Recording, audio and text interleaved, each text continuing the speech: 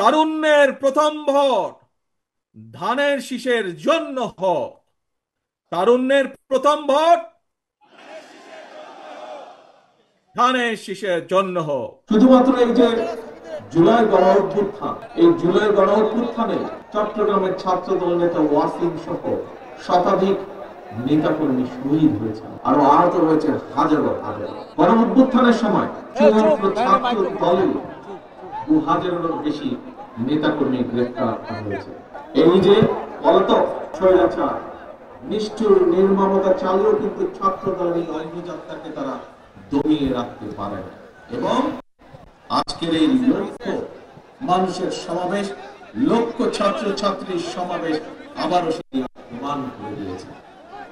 প্রিয় ভাই বোনেরা, মনে রাখবে সবসময় একটি কথা, এই দেশের জনগণই বিএনপি তথা বাংলাদেশী জাতীয়তাবাদী শক্তির সকল রাজনৈতিক ক্ষমতার উৎস। প্রিয় বন্ধুরা, 1971 সালের স্বাধীনতা অর্জনের যুদ্ধ, 2024 সালের স্বাধীনতা রক্ষার যুদ্ধ, সকল শহীদদের শোকাহত পরিবারের প্রতি জানাই গভীর শ্রদ্ধা। বাংলাদেশের জনগণ আর বিভেদ, বিরোধ, প্রতিহিংসা, প্রতিরোধের রাজনীতি তারা চায় না। রাজনৈতিক দলগুলো কে কারণে জনগণের কাছে সেইভাবে জবাবদিহি করতে হবে। রাজনৈতিক দলগুলোর কাছে জনগণ চায় রাজনীতির গুণগত পরিবর্তন। সুতরাং আসো প্রিয় ভাই বোনেরা, জনগণের জীবন মান উন্নয়নের ক্ষেত্রে সবচেয়ে বড় ভূমিকা নিতে হবে ভবিষ্যৎ বাংলাদেশ।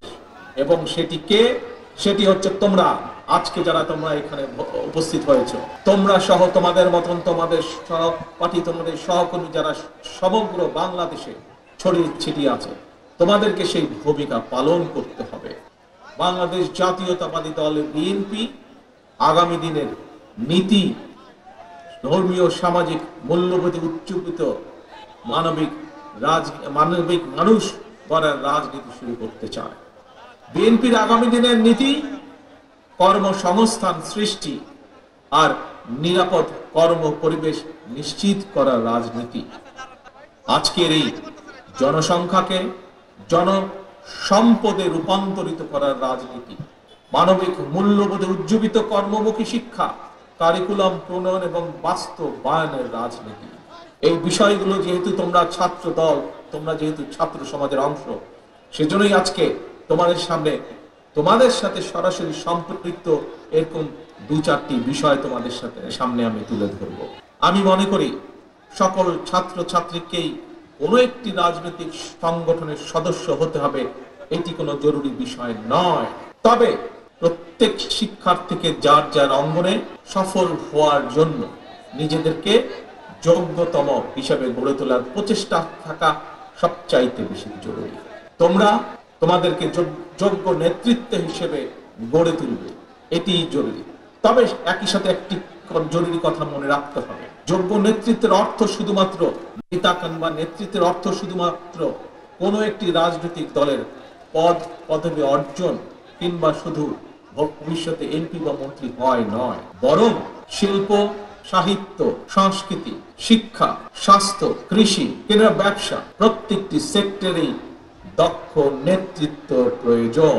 কারণ এই সবগুলো সাবজেক্টের সাথে দেশের সামনে এগিয়ে যাওয়া সম্পর্কিত। তোমাদের নিজেদেরকে দক্ষ এবং যোগ্য হিসাবে গড়ে তুলতে হবে। প্রত্যেকটা সেক্টরে তোমাদের যোগ্য নেতৃত্বই একমাত্র পারে আগামীর বাংলাদেশকে বদলে দিতে, শহীদদের কাঙ্ক্ষিত বাংলাদেশ গড়ে তুলতে। শিক্ষা জীবন শেষে একজন শিক্ষার্থী কিভাবে সহজে তার কর্মজীবন শুরু করতে পারে, এটি কিন্তু প্রত্যেকটি শিক্ষার্থী, ছেলে মেয়ে যেই হোক না কেন, প্রত্যেকটি শিক্ষার্থীর জন্য একটি অত্যন্ত চিন্তা বা ভাবনার বিষয়।